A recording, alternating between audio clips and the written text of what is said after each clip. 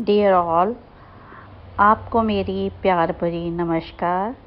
आप सबके स्वास्थ्य की कामना करते हुए मैं आज का अपनी वार्तालाप शुरू करती हूँ।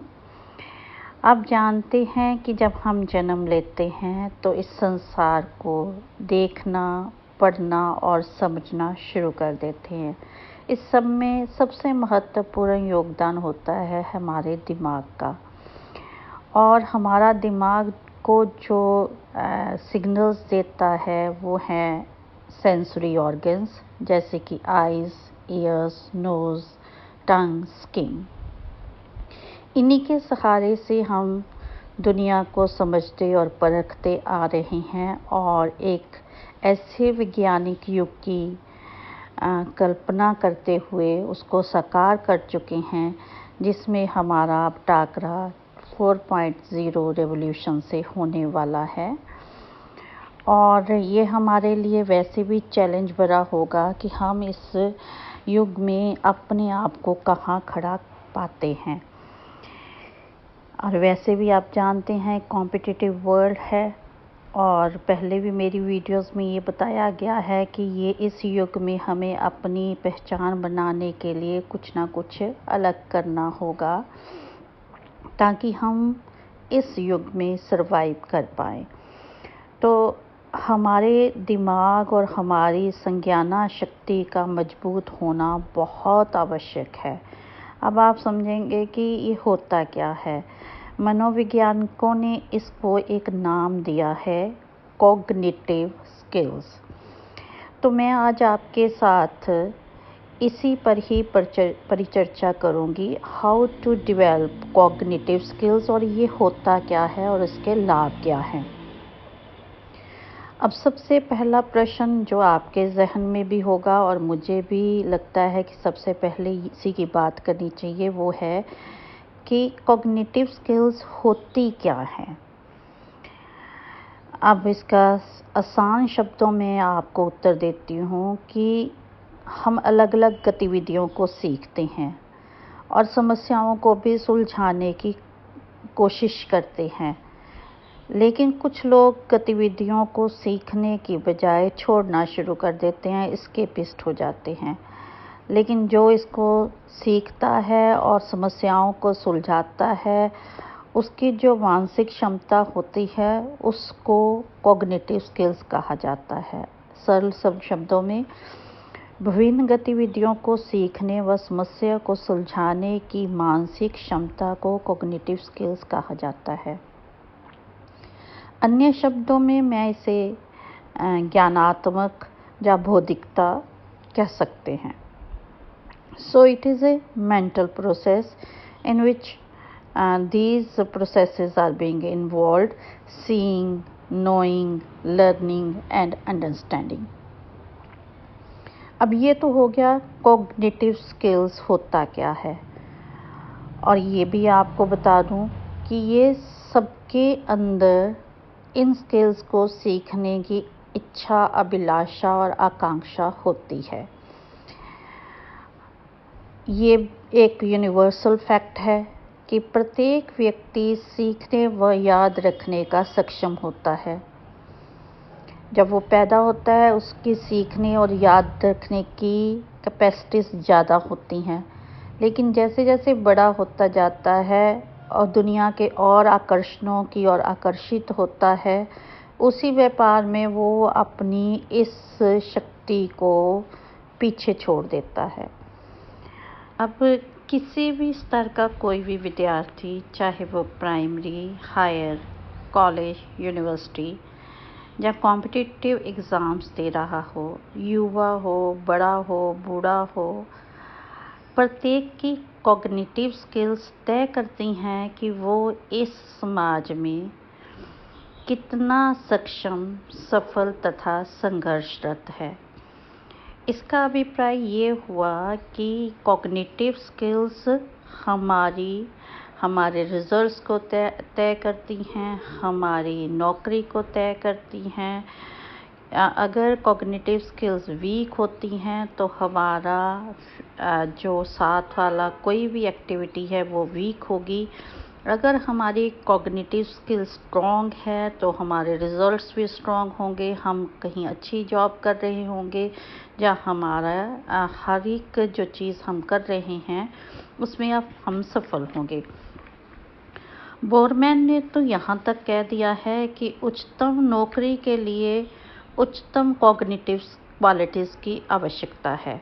अब ये तो तय हो गया कि कॉग्निटिव स्किल्स और क्वालिटीज़ का होना बहुत ज़रूरी है। अब हम इस बात पर फोकस करेंगे कि बेसिक कॉग्निटिव कैपेसिटीज़ कौन कौन सी होती हैं, क्योंकि ये तो हमें पता चल चुका है कि कॉग्निटिव स्किल्स हमारे अंदर होनी चाहिए, लेकिन होना क्या चाहिए। तो उसके लिए सबसे ज़्यादा ज़रूरी है डिटर्मिनेशन एंड परसिस्टेंस का, कि जो भी हम काम करें उसमें जुनून होना चाहिए और निरंतरता होनी चाहिए। और हमारी जो सस्टेन्ड अटेंशन है, हमारा जो ध्यान है, आपको मालूम होगा कि हमारे जो एंशियंट युग में लाइक जैन मुनि और महात्मा बुद्ध जहाँ ऋषि हुए हैं, उन्होंने ध्यान के सहारे बहुत कुछ कर लिया। इस कॉम्प्लेक्स वर्ल्ड को अर्लीस्ट हमें फिलॉसफीज दी। तो ध्यान में ज़रूरी क्या है आज के ज़माने में? सुनना, समझना और मनन करना। इस प्रक्रिया को अगर हम स्ट्रॉन्ग कर लेंगे तो हम नेचुरली, ये हमारी क्रिया होगी और इसकी प्रतिक्रिया होगी और उसका रिज़ल्ट भी निकलेगा। तो जितना हम ध्यान से पढ़ेंगे, जितना हम ध्यान से काम करेंगे, हमारे रिज़ल्ट्स उतने ही अच्छे होते चले जाएंगे। फिर हम लोग जितनी भी इंफॉर्मेशन गैदर करते हैं वो तो सारी इंफॉर्मेशन होती है, उसकी स्पीड कितनी तेज़ है कि जैसे हमारे पास एक पैरा है पढ़ने के लिए, हम उनको कितनी तेज़ी से पढ़ते हैं, वो तो हो गई इंफॉर्मेशन। फिर इंफॉर्मेशन को नॉलेज में कन्वर्ट करने की गति भी तो चाहिए ना, कि इंफॉर्मेशन आपने गैदर कर ली, आपने उसके कोई कॉम्प्रिहेंशन है, उसके आंसर्स देने हैं, तो आंसर्स कैसे होंगे? सूचना मात्र से तो आंसर आने से रहे, आप उसको नॉलेज में कन्वर्ट करोगे, फिर उसके आंसर्स दोगे। तो ये कब होता है? जब हम लगातार उसकी प्रैक्टिस करते हैं। और एक से अधिक, कई बार एक पैराग्राफ ही इतना ज़्यादा कॉम्प्लेक्स होता है कि उसमें एक नहीं 8-10 चीज़ों पे ध्यान केंद्रित करना पड़ता है, फिर एक जवाब देना होता है। अब जब एक से अधिक पर ध्यान होगा तो हमें सारी ही गतिविधियों पर एक एक जैसा कंसंट्रेशन लगानी पड़ेगी। तो जब आप कंसंट्रेशन इतनी जगह पर लगाते हो तो वो डिवाइड हो जाएगी। उसको डिवाइड करना, उसको मैनेज करना, ये भी आपने सीखना है। वर्किंग मेमोरी, कैटेगरी फॉर्मेशन और पैटर्न रिकॉग्निशन, इनका भी काफ़ी ज़्यादा योगदान रहता है हमारी कॉग्निटिव स्किल्स को इम्प्रूव करने के लिए। और इनको इम्प्रूव करने के लिए फोकस करना बहुत ज़्यादा आवश्यक है। अगर हमने अपनी कॉग्निटिव स्किल्स को इम्प्रूव करना है तो हमें कुछ ना कुछ अपनी लाइफस्टाइल में चेंज लाना पड़ेगा। और ये लाइफस्टाइल में चेंज कैसे आ सकता है? It depends entirely upon you, क्योंकि आपने अपनी दिनचर्या को, अपनी जो डेली रूटीन है उसको किस तरह से बनाना है जिसमें आपके लिए आसानी से काम भी हो जाए और आप सीख भी पाएँ और आपका दिमाग भी फ्रेश हो। तो उसके लिए सबसे ज़्यादा ज़रूरी है कि डेली एक्सरसाइज किया करें। थोड़ा सा व्यायाम, निर्धारित समय निर्धारित करें, कितना समय आपने देना है, 5 मिनट, 10 मिनट, 15 मिनट।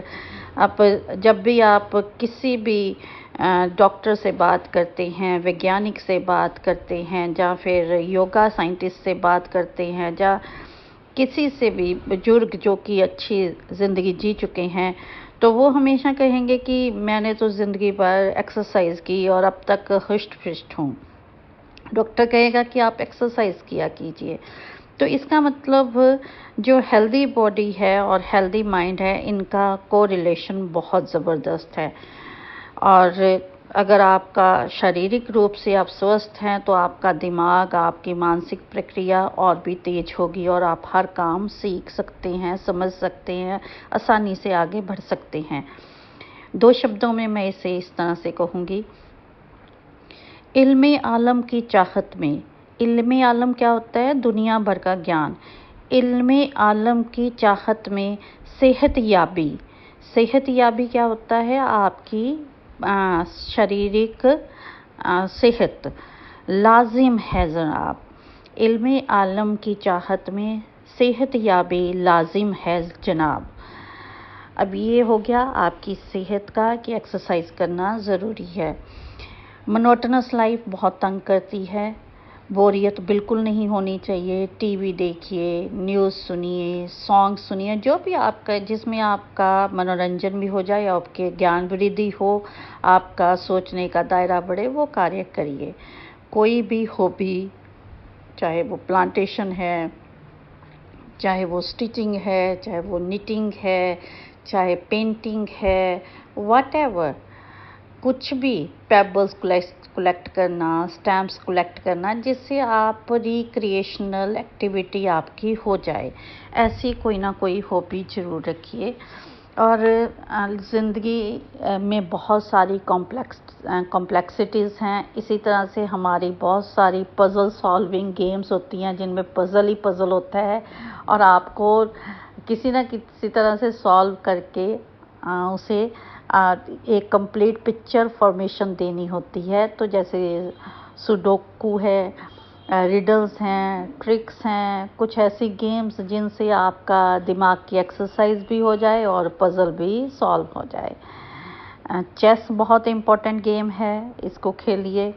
कार्ड्स खेलने से दिमाग तेज होता है। बहुत सारी एजुकेशनल गेम्स ऑनलाइन पड़ी हुई हैं, उनमें से कोई भी एक एजुकेशनल गेम उठा करके उस पर आधा घंटा फोकस करिए ताकि आपकी ब्रेन की एक्सरसाइज भी हो जाए। आगे अभी तो लॉकडाउन है, आप कहीं घूमने नहीं जा सकते, नहीं तो किसी ना किसी ट्रिप पे या वैसे घूमने हिस्टोरिकल प्लेस पे साइट सीइंग के लिए, जहाँ से आप एक नई ऊर्जा का संचार भी करते हैं। सबसे ज़्यादा ज़रूरी क्या है? Be attentive and alert all the time. पूरा समय अटेंटिव रहिए, अलर्ट रहिए और जो भी कुछ करते हैं वहाँ पे अपना 100% दीजिए। अभी आप क्लासेस में बैठते हैं, आपको मालूम है जब टीचर आपको पढ़ा रहा होता है आप कितने % अटेंटिव होते हैं। वहीं से जर्नी शुरू हो जाती है आपकी कॉग्निटिव स्किल्स को गहराई से देखने की, क्योंकि आप उस टाइम 100% नहीं दे रहे होते। आप फिज़िकली वहाँ पे प्रेजेंट होते हैं, मेंटली आप नहीं होते। यहाँ पे आपकी कोरिलेशन नहीं है फिज़िकल और मेंटल का, वहाँ पे कॉग्निटिव स्किल तो अपना काम कर ही नहीं सकती। कॉग्निटिव स्किल्स तो तब काम करेंगी जब आप अपना 100% देंगे। तो इसका अब अभिप्राय ये हो गया कि आप इल्म तो पाना चाहते हैं, लेकिन कैसे पाएंगे? अपने तनाव को दूर करके। 2 शब्दों में मैं अपनी बात रखती हूँ। इल्मे आलम, ये आपको पता चल गया, दुनिया भर का इल्म।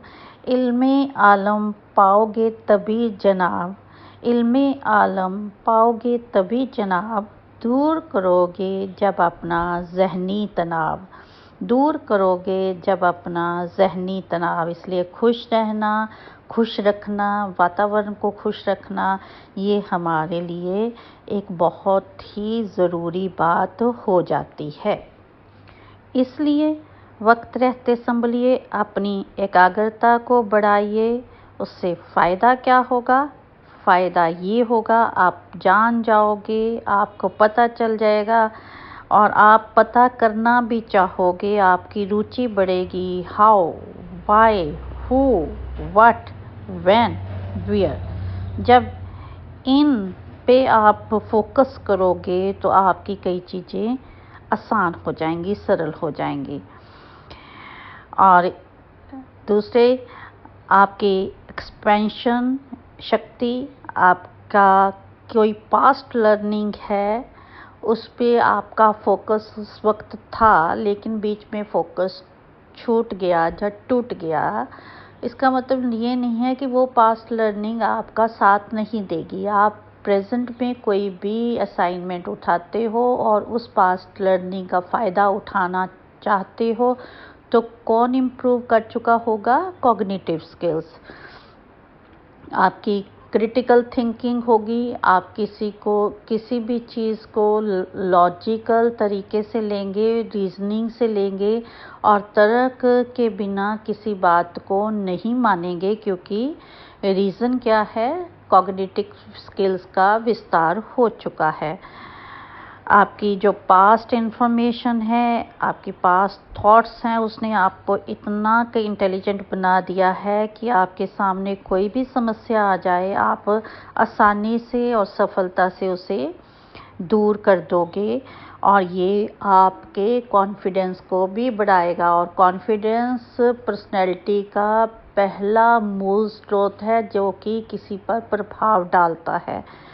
तो अब आप क्या कहोगे? कुछ भी इम्पॉसिबल हमारे लिए नहीं है, हम सब कुछ कर सकते हैं। क्यों कहोगे? क्योंकि आपकी कॉग्निटिव स्किल्स को आपने बढ़ाया है। आप कॉम्प्रिहेंशन हो या फिर कोई भी पज़ल हो या कोई ऐसी सिचुएशन जिसका कोई हल नहीं मिल रहा, आप उसको सारों को निकालने में या उसको हल ढूंढने में सक्षम होंगे।